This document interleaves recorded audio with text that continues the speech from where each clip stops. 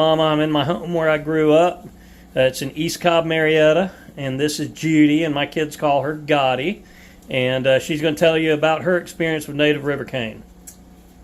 Hi, I was introduced to rivercane when we took my son, Bob, my husband and I took him to the Unicoi State Park, and he just fell in love with making pop guns and arrows and all this stuff that with the rivercane. And so I thought, well, that was wonderful. He had such a good time. And so about 3 years later, I went out in my backyard along the back fence behind my beautiful azaleas and camellias and, things like that. And, it was becoming a very nice yard. I had worked very hard on it. And all these things that looked kind of like bamboo was coming up in the yard. So I asked his dad, I said, what is that? And he said, I don't know. And so Bob came up and he said, oh my, that's rivercane. And I said, rivercane? What is rivercane doing in my backyard? Well, he planted it. And so he did. So I said, oh, well, you're going to have to watch it. You're going to have to pull it up if it gets too invasive. And about 2 more years, I said, Bob, something's got to be done with the rivercane. And he didn't do it, but I did. And how many yards has it got now? Or how many yards did it have before everybody started trying to kill it? It got in both, it was in a corner of my backyard. It's one backyard in the corner of 2 backyards. And so it is in 2 backyards. And It's in 3 backyards. And at one point it had covered most of those backyards. That's right. And they've cleaned it up ever since. But did you know, Mama, that native rivercane is a very valuable plant? Did you know that it's almost an endangered habitat? In fact, I believe it is an endangered habitat at this point. How do you feel about the fact that at such a young, tender age, I was restoring native habitat in your Marietta yard? Well, if I had known that, darling, I would have been so impressed. But you weren't restoring it as a natural habitat.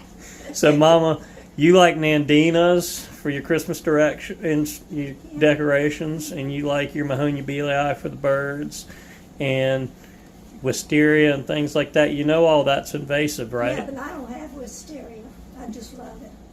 And somebody else's in the woods. I'm just saying it's all invasive. In a deserted home place, it makes it look so lovely. The most native thing in your yard is that rivercane that you've reduced to a small pile. Don't worry, I got some today. I'm going to spread it out up on the farm to make sure that it can live on before y'all completely eliminate it. You just enjoy it, darling. You just enjoy it and just save it. And when it starts eating your house up, just remember how I feel about it. All right, Mom, I love you. Thank you.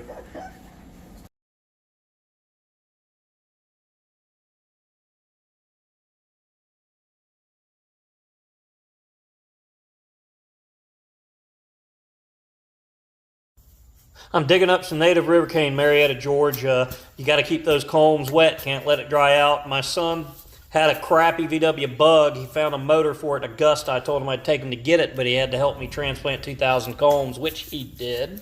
And this is from the Poaceae family. It grows in streams, bogs, and floodplains, coastal areas to the mountains, filters water and holds erosion. All wildlife use it. Pollinators use it. It's got 50-year seeding event. All southeast lowlands used to have it, including pine savannas, longleaf pines. 25 mammals, 16 birds, 4 reptiles, and 6 butterflies rely upon it. It is an endangered habitat, grows thinner up on high ground. Natives use it for everything. Animals that love it: Swanson's warbler, dove, quail, hooded warbler, Kentucky warbler, white-eyed vero, the passenger pigeon, and the Bachman's warbler extinct because it doesn't exist anymore. The Creole pearly-eye use it, hollow-centered, southern pearly-eye, swamp skipper, cobweb skipper, cane skipper, deer, bears, moles, voles, shrews, mice, raccoons, canebrake, rattlers, turkey, bison, elk, cottonmouth, copperhead, swamp rabbit, bobcat, cougars, and squirrels use it. That's right, it's a wonderful plant, ladies and gentlemen. You should get some. Okay, here we have some Arundinara Gigantea, which is native river cane. This cane came from a river bottom near Augusta, Georgia, and we harvested total on that property about 2,000 culms, bare root culms. We cut the top of the cane pieces off when we planted them. They were easier to transport that way, took up less space. The plants can use that energy for the culm and root growth to get established. But you see this one cane here, this is one that we had planted without cutting the tops off of it. You can see in there is growth on that. It's alive, but the deer pull these things over, and a lot of them don't make it like this one did because the deer just pull them right out of the ground. So you notice though the culm growth across here, you can see where that root shoot originated right there and came across, and it's putting up growth as it goes. Now these are about 4 years post planting, and it's right around year 5 right now when these things start to take off and cover some ground. My hope in these are that we're going to get this to where these can outcompete this Japanese stilt grass that's in here. It's really hard to tell the young cane apart from the stilt grass. Eventually, if we can get enough of that out, I'm hoping that these will outcompete that stilt grass. So, something else to note about native river cane, I want you to notice how, coming from this terminal point here in the cane, you've got a branch coming out at a 45-degree angle up towards the sky. An invasive bamboo is typically going to be, 1, bigger, and 2, it's going to be growing at a more lateral length. The other thing you can do to tell this native cane apart from non-native cane is if you look at this one here, you'll notice that there is 3 branches coming out of that one node or terminal bud there, whatever you want to call that point on the cane. Typically, an invasive bamboo will have a lateral on this side, another lateral on this side. But if you've got 2 or 3 coming up together at a 45-degree angle, that is a native river cane. Now, this native river cane, the Gigantea, I know it's better to bare root it, but I messed with a little bit of Appalachian river cane earlier today, and I'm starting to think that that stuff is going to be better to try to get a root ball on it because the roots are not as substantial on the Appalachian cane, river cane, as it is on the Gigantea. You can see I've opened up a lot of sunlight in here with the hack and squirt and this pine bottom, and that has allowed all the privet and stilt grass and honeysuckle to take off. But I'm getting in here early and treating it so that you can see all those little pink flags are native cane that's taken. So I'd say we had at least a 50 to 60% success rate in the first 4 years with our plantings of native river cane. And I'll show you another patch that we have in the bottom tomorrow when we plant some more down there. All right, this is one of the coolest projects I've got going out here on my Northwest Georgia property. Now, see these river cane right here? I got about 1,000 culms planted all down through this bottom. You can see I've blown out a fire break around them so that when we introduce fire this winter, I don't burn up my new cane. But it's not just my new cane that I don't want to burn up. You can see all this Rivercane. This is the Gigantea. It's all kicking butt. It's starting to spread and run. It's been about 4 years since I planted it.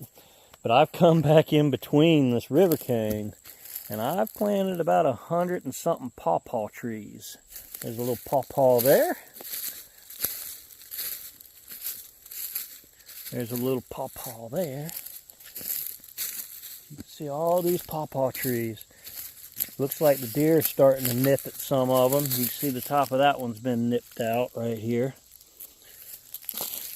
And so I got pawpaws planted all through here.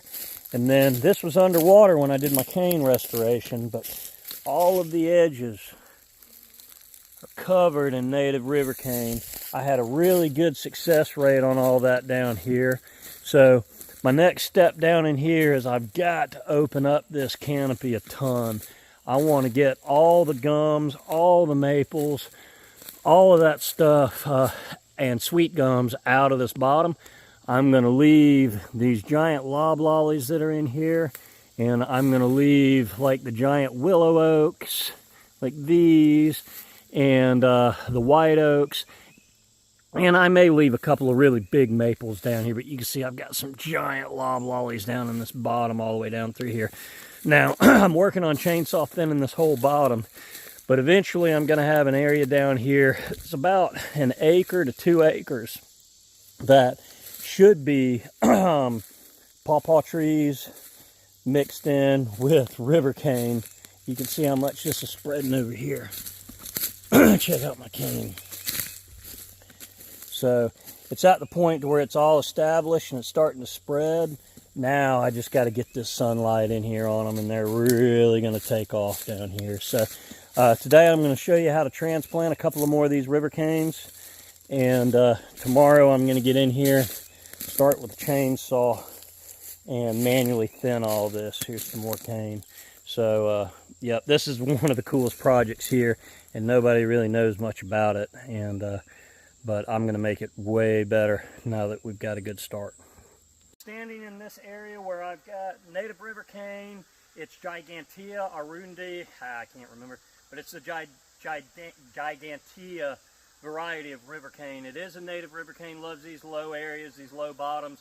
I'm going to plant a little bit for you today. This bottom down here is covered up with restoration, native Rivercane, and pawpaw trees that we've planted within them to make a big nasty thicket down here.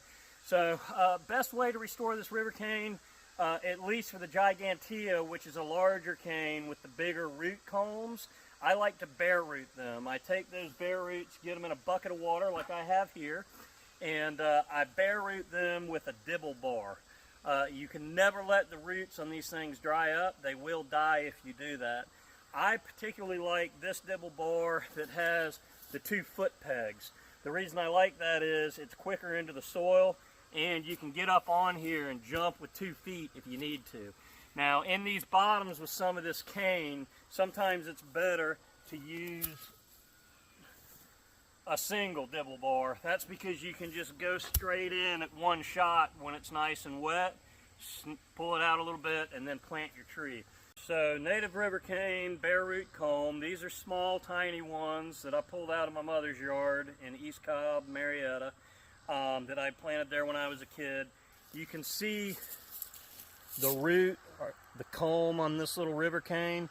You really want to keep this immediately when you harvest it bare root like this. You want to keep this wet in a bucket of water, and the quicker you get it in the ground, the better. It's important to note that right now in the summertime when it's dry is the absolute worst time to do this with Rivercane.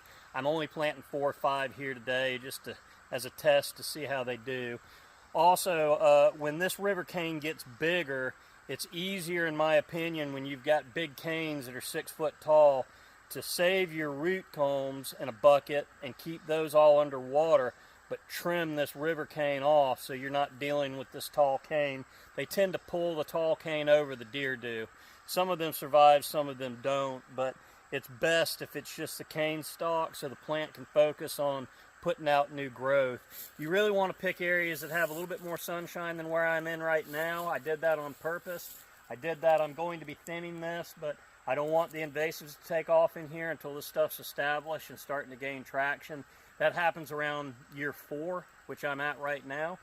So I will start opening up this canopy in here so that this cane can start running. Important to mention that you can't just go onto somebody's property and or even public property like a state park or something and take river cane. You have to have permission where you're at to harvest any kind of plant. If you've got a thick stand of native river cane, you can get 1,000 culms out of a 10-foot by 10-foot area and still come nowhere near depleting the resource within that 10-foot by 10-foot area.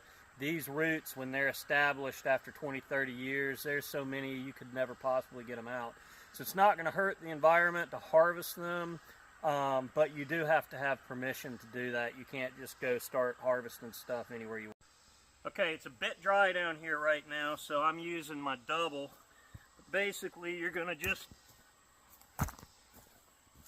cut out a small hole like that, put that to the side, take your river cane culm, make sure the roots are down underground, step on one side, heel on the other side, move on to the next one.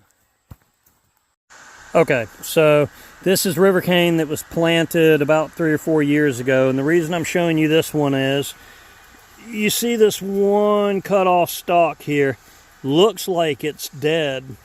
You see how well that's rooted? Now, if you look too, the terminal bud there is put off new green tender growth. So that cane is very much alive. That's why, and you can see this, the culm, the rhizomes and stuff are spreading this way, putting up new growth out to the side. So that's why I like to cut the culms off on Gigantea. It's easier to deal with, and the deer don't drag it over, and it allows those root culms to focus on growth. So later, when it does put out green and the deer start browsing on it, it doesn't hurt the plant at all because it's very well established. Now this is interesting as well. You can see where we had cut this cane off. This had been 4 years ago this was planted. I'm assuming that this is one that I accidentally hit last year with Gly and Roundup when I was treating off all of the stilt grass in here. But what's interesting about this is even though that appears to be dead, it is rooted strong. So it's going to be interesting to see.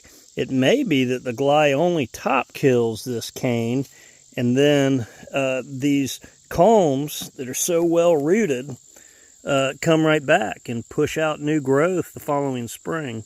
So we'll be monitoring that to see, because that means that we don't have to be as worried about treating stilt grass around these guys, because they can sustain it, and they definitely could sustain it if you ran a 50% rate of glyphosate instead of a full round rate.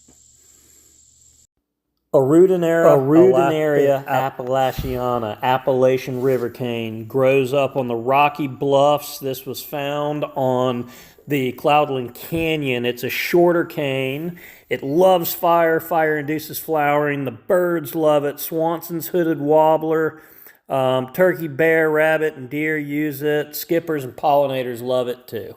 All right.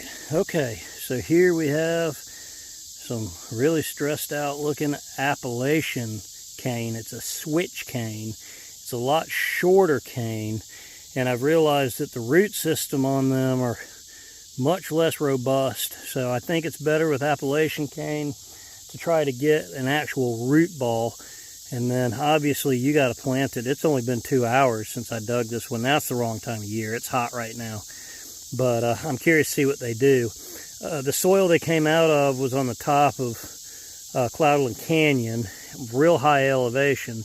However, they were in kind of a depression up on top of the mountain, some old ruts or something, and the soil was actually pretty rich where these couple were growing, but there was no sunlight available for them at all. It's getting dark out here now, but you can see another one. I've watered them in and planted the little root balls for this Appalachian cane. it's a real interesting cane because it grows on the uplands in these high areas like this amongst chestnut oaks. Rocky, real rocky, pretty poor soil is where they grow. I've often wondered if it's the same thing as the Gigantea. It's just growing a lot smaller because of the conditions it's in. But after digging that root ball, I've decided it is very much a different plant. The reason being is the culms on there are just so small and tender shoots on those roots. There's not nearly as much to plant. In fact, the few that came up bare root, I'm going to stick them in the ground right now. I feel like they're already dead because there's just not enough roots there. But so yeah, I'm going to try to see if I get lucky and get any of this Appalachian cane to grow up on top of this ridge here. The birds use it for cover. The birds feed on it and feed in it. Deer will graze it a little bit, but rabbit use it a lot too. But it grows amongst these blueberries up on these ridges, and it's a really important habitat for these upland areas. There's not much that will grow in these poor soils up here.